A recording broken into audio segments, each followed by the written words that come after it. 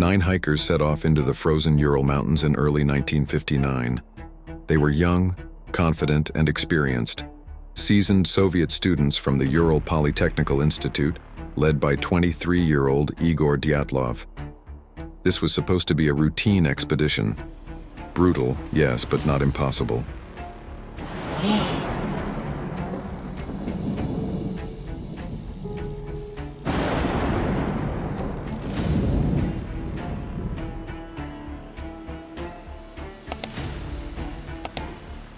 The goal was to earn a Grade 3 hiking certification, the highest available in the Soviet Union at the time. They weren't thrill seekers. These were disciplined, detail-obsessed students, the kind who didn't make mistakes. But something went wrong. And what happened next still confuses, horrifies, and fascinates the world over 6 decades later. The group kept journals and took photographs during their trip. Their last entries showed everything was going smoothly.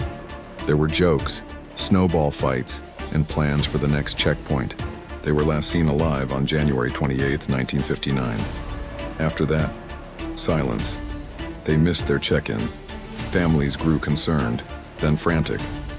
Finally, on February 20th, a rescue operation was launched. No one expected what they would find. First, the search team found the tent. It was still upright but partially collapsed and nearly buried in snow. But the real horror was in the details. The tent had been slashed open from the inside, as if the hikers had clawed their way out in the dead of night. Inside were boots, clothes, food, flashlights, everything they would have needed to survive the sub-zero temperatures. And yet, they'd left it all behind. Why? Footprints were discovered, leading away from the tent, some barefoot, some wearing only socks. No signs of struggle. No blood, just a line of prints trailing into the forest, like they were running from something no one could see. Then the bodies started turning up.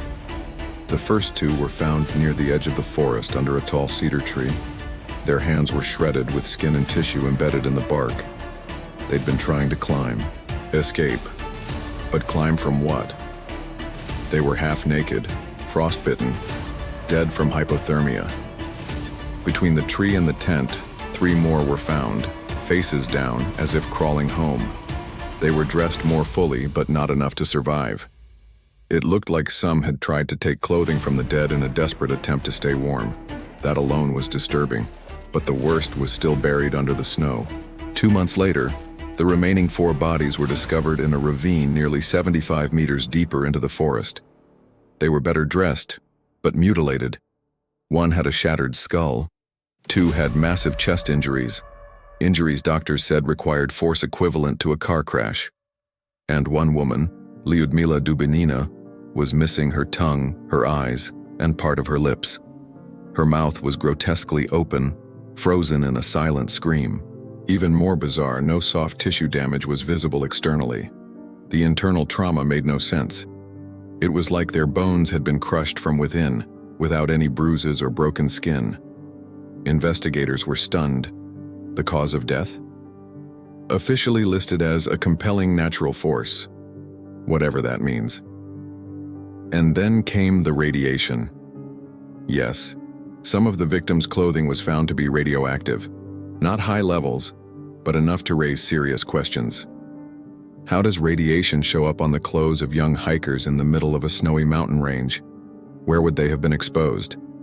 Locals had already begun whispering, and those whispers became full-blown conspiracies. One of the first theories involved a Soviet weapons test.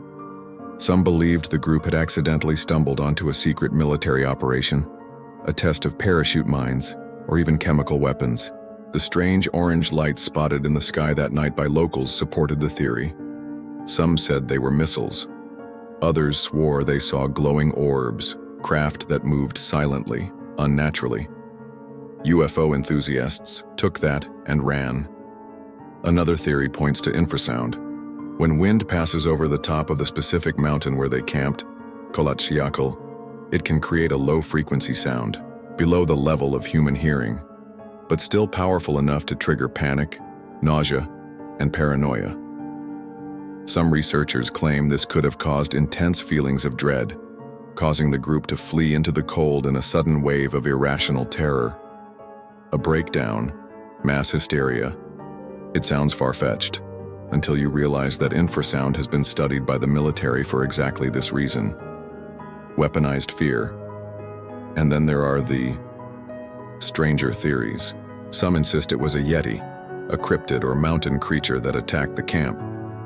This theory exploded when someone noticed a journal entry referencing a snowman. Others pointed to a blurry figure captured in one of their last photographs, a tall, shadowy humanoid shape standing between trees. Probably just one of the hikers, or maybe not. There's also speculation about the Mansi, an indigenous people of the area, but this was quickly dismissed. There was no evidence of violence, and the Mansi actually assisted in the search efforts. In fact, many locals considered the mountain sacred and warned against camping there. They called it Kholat Shekel.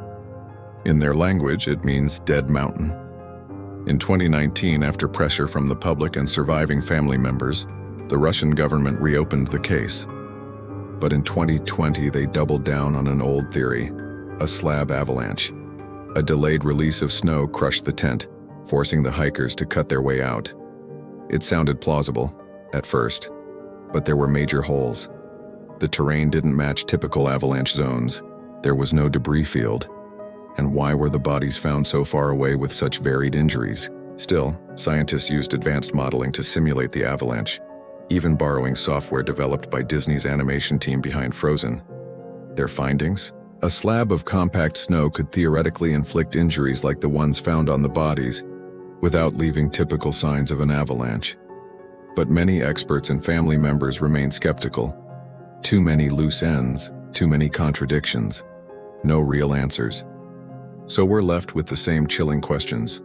What caused 9 intelligent, capable hikers to flee their tent in the middle of the night, barefoot, into freezing temperatures, only to die scattered and broken across the snow?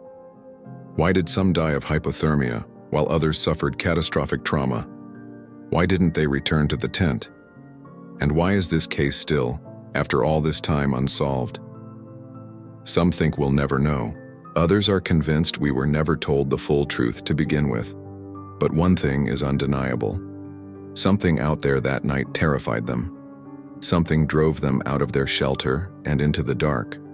Something powerful, unseen, and merciless. Whatever it was, it didn't leave footprints, but it left scars that haven't healed in over 60 years, and it made sure no one would ever forget the name, Dyatlov Pass.